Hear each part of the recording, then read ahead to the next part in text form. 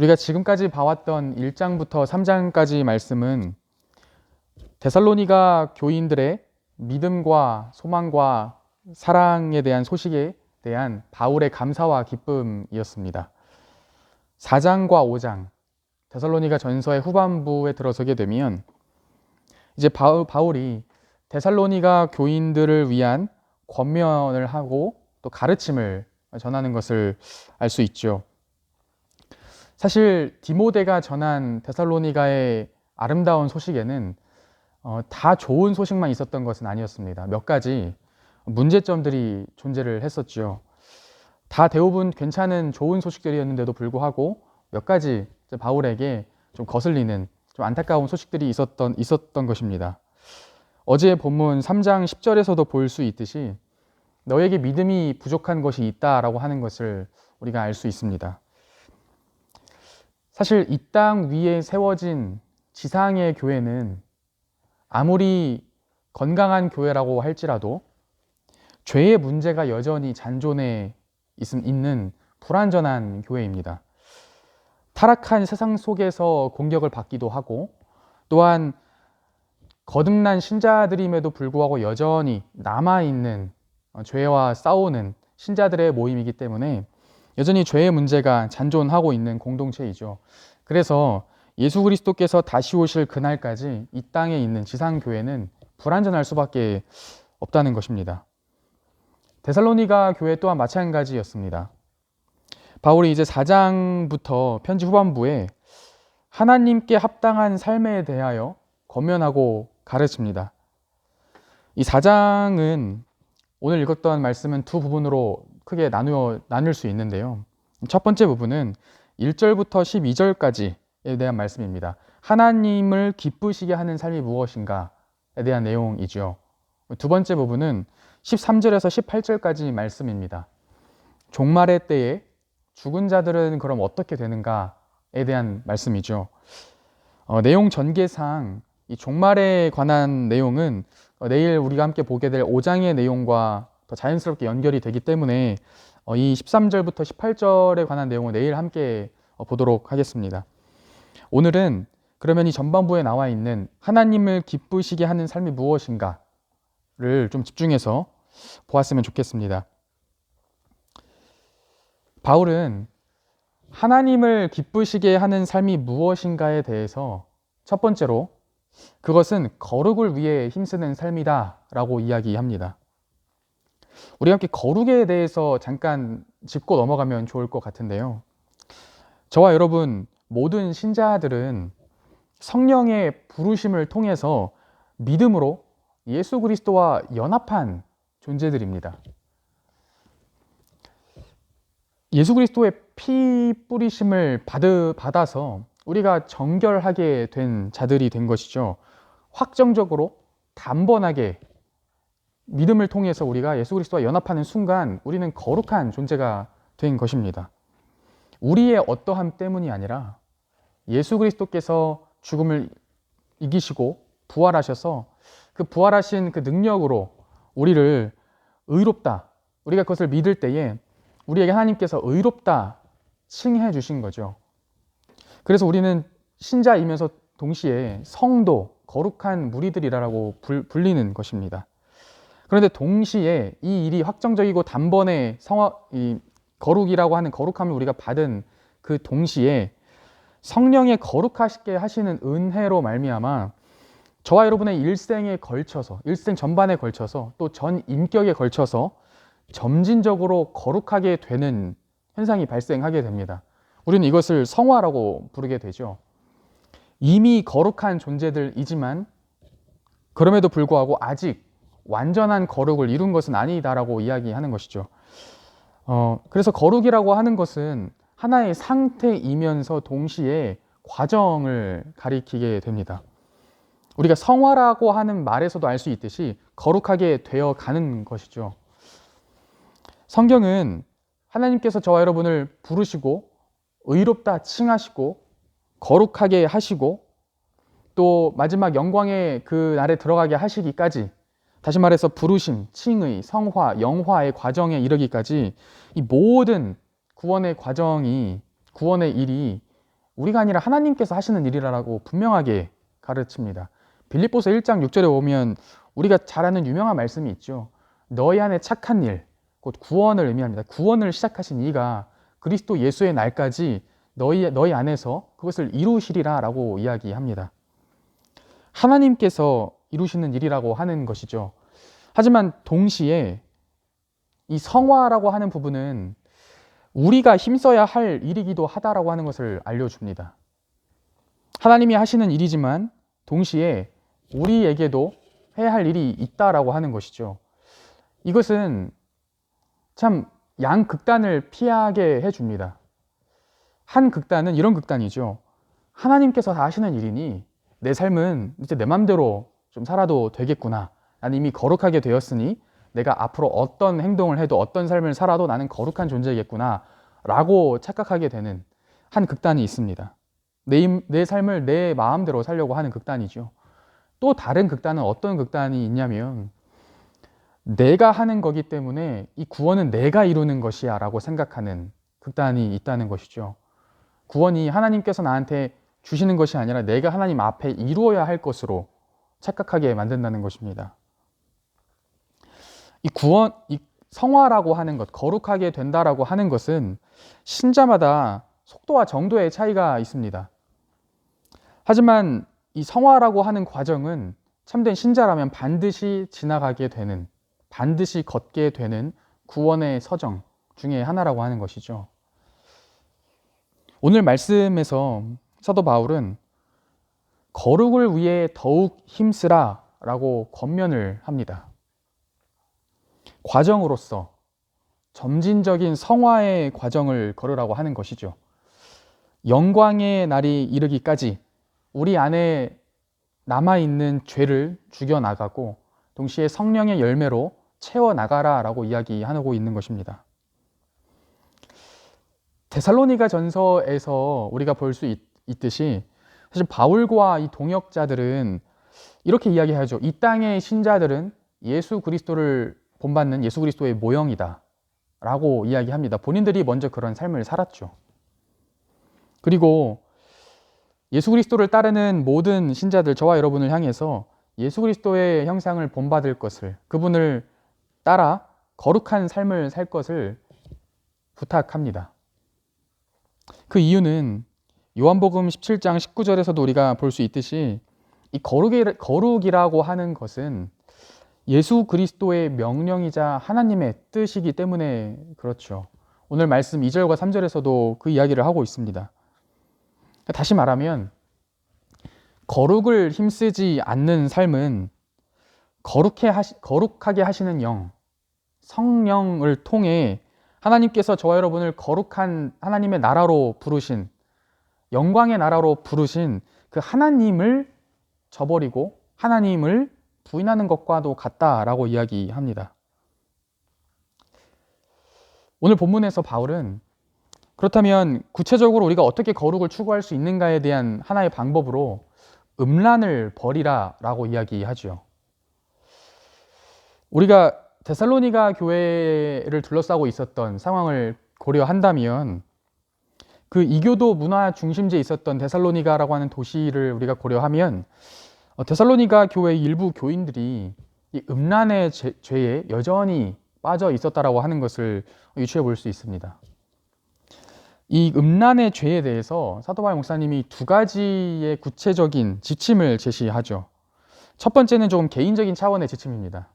너희 몸을 거룩함과 존귀함으로 다스리라, 대하라 라고 이야기하죠. 오늘 자기의 아내를 대할 줄을 알고 라고 번역된 이 말은 사실 문자 그대로 옮기면 너희 그릇을 소유할 줄 알아야 한다라고 이야기하는 것입니다. 성경에서 그릇, vessel이라고 하는 단어는 우리의 몸을 가리키는 단어로 자주 등장하죠. 그러니까 남편들에게만 적용되는 이야기가 아니라고 하는 것입니다.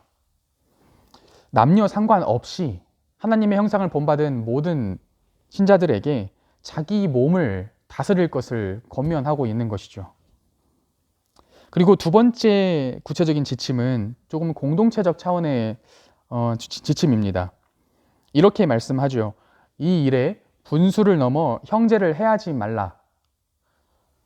여기서 이 일이라 함은 문맥상 성적인 방종을 지금 가리키고 있습니다. 그러니까 다시 말하면 지금 데살로니가 교회 안에서 교인들 안에서 다른 교인들 간의 관계 속에서 지금 서로가 연루된 난잡한 지금 성적 문란이 있었다라고 하는 것이죠. 그 성적 문란을 멈추라라고 지금 권면하고 있는 것입니다.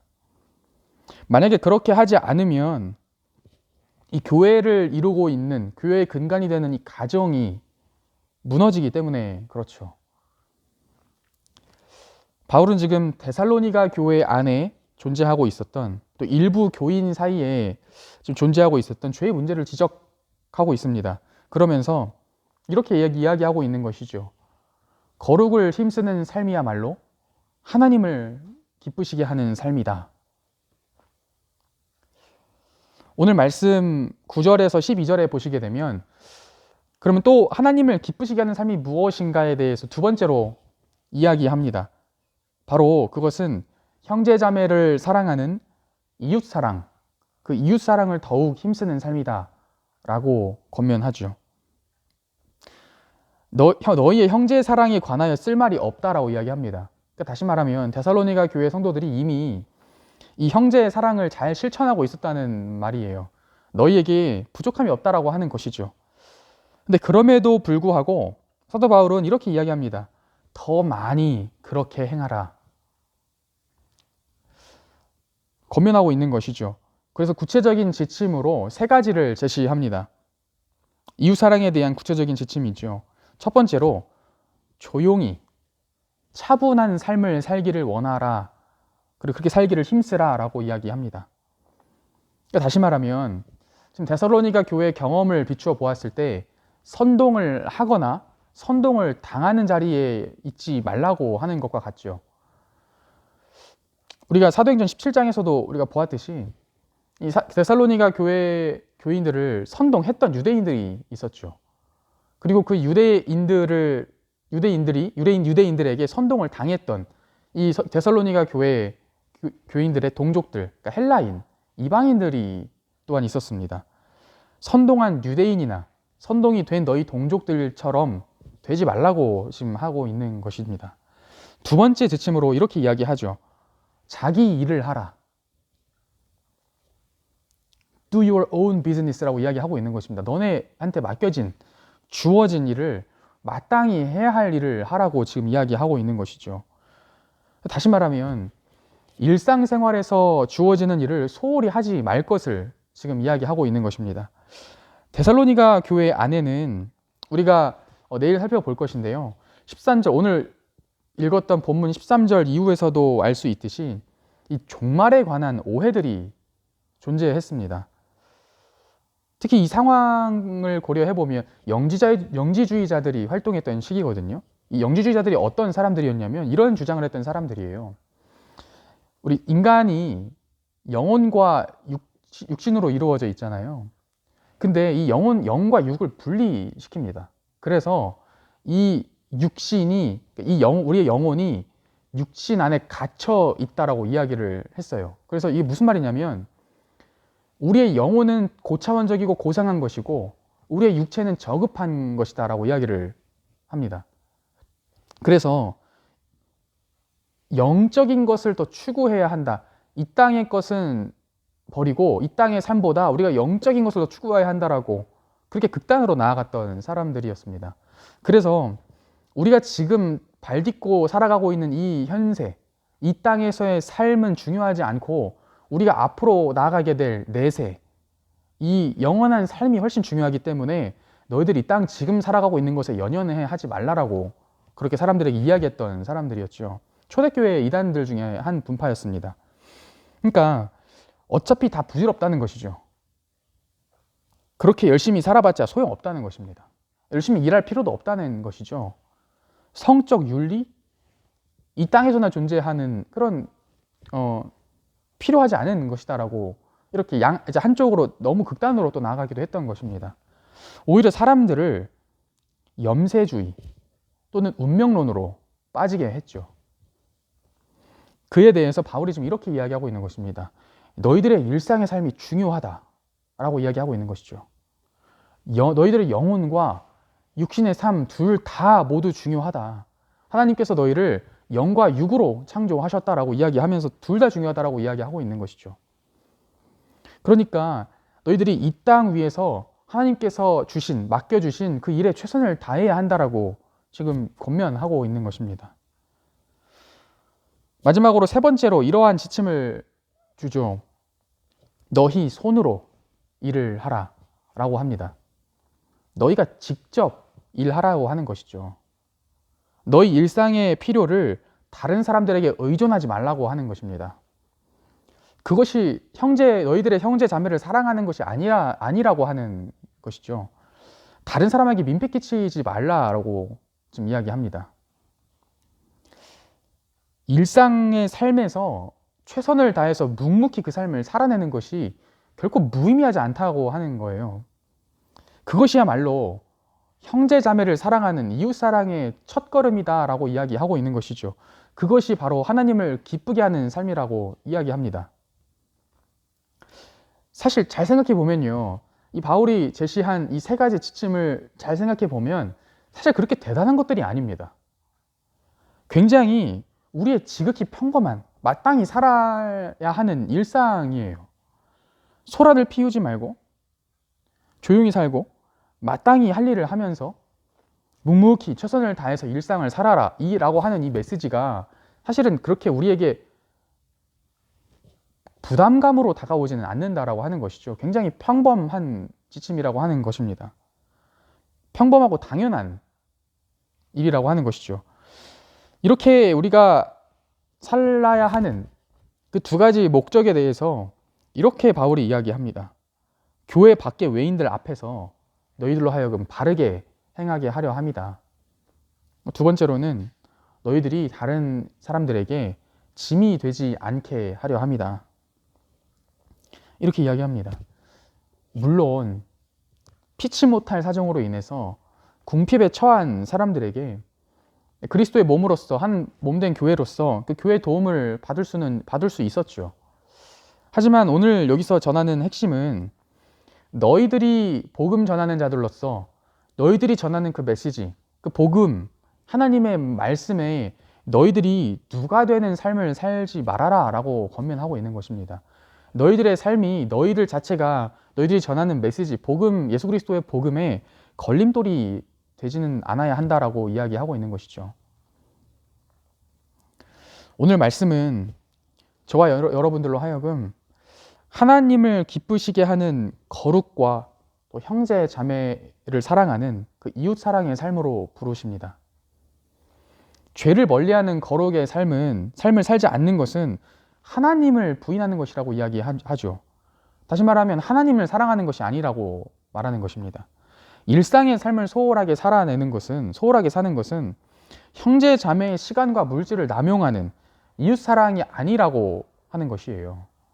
다시 말하면 죄를 멀리하고 일상의 삶에서 일상의 삶을 최선을 다해 사는 것은 바로 율법의 핵심, 하나님을 사랑하고 너희 이웃을 네 몸과 같이 사랑하는 것을 이루는 것이다라고 이야기하고 있는 것이죠.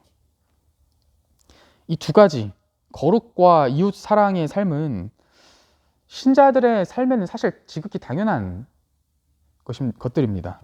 평범한 것들이죠. 죄와 싸우고 하나님께서 주신 시간과 물질을 이웃들에게 나누는 것, 이것들은 사실 신자들의 삶 속에서 지극히 당연하고 평범한 것들입니다.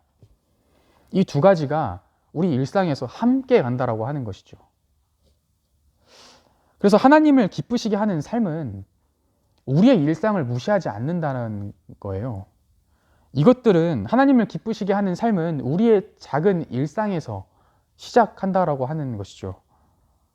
하나님의 말씀에 순종해서 내 안의 죄를 죽여나가고 또 하나님께서 나에게 주신 그 자리에서, 삶의 자리에서 최선을 다하라고 하는 것입니다. 하나님을 기쁘시게 하는 삶은 이 거룩과 이웃사랑의 삶은 사실 저와 여러분들로 하여금 겸손을 요구합니다. 하지만 저와 여러분은 사실 우리들은 사실 많은 경우에 하나님을 기쁘시게 하는 삶을 굉장히 고차원적인 고상한 것으로 생각한 나머지 마치 이것을 대단한 비범한 것으로 생각하는 경향이 많이 있죠. 우리 일상의 평범함을 희생하는 경우도 많이 있습니다. 교회를 위한답시고 형제를 사랑해야 하는 사랑과 봉사와 섬김의 자리에서 오히려 내 고집과 내 이기심을 노출시키는 경우도 많이 있습니다. 하나님 나라를 위한답시고 가정과 일터에서 내가 마땅히 해야 할 나에게 주어진 일들을 소홀히 하는 경우도 종종 있죠. 오늘 본문의 포인트는 바로 이것입니다. 더욱 많이 힘쓰라. 더욱 많이 그렇게 행하라. 같은 헬라어 단어를 사용합니다.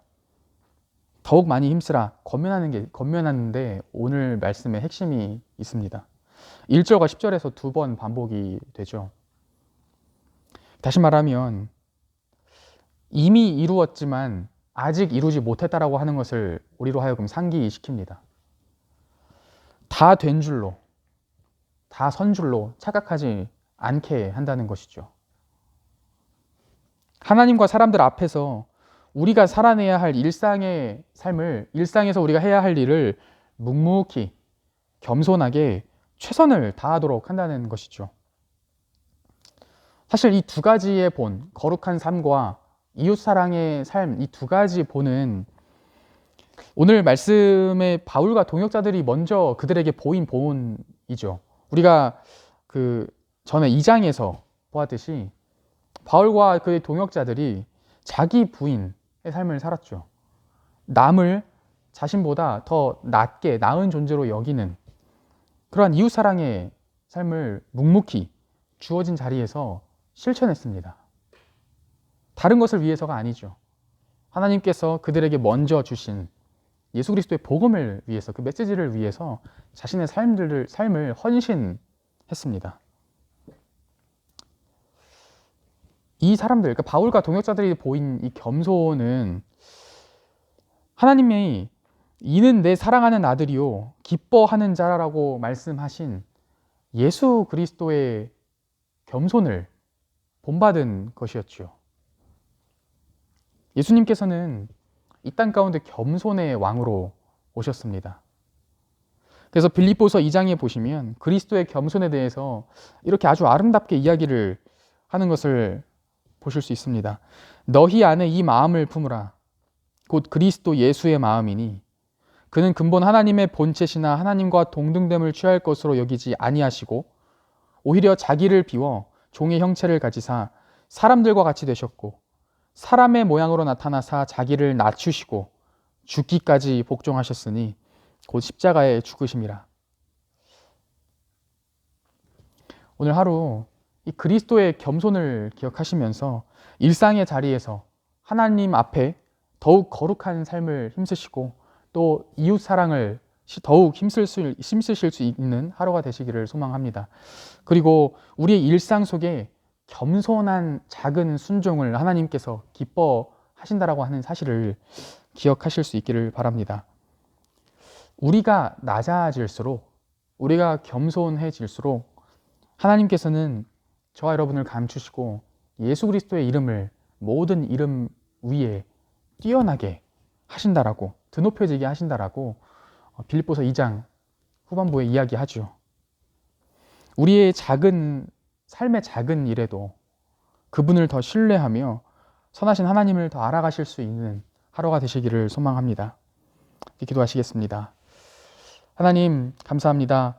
하나님께서 우리에게 삶의 거룩을 명하시고 또 하나님께서 우리에게 허락하신 삶의 자리에서 묵묵히 겸손하게 최선을 다할 것을 오늘 명령하셨습니다.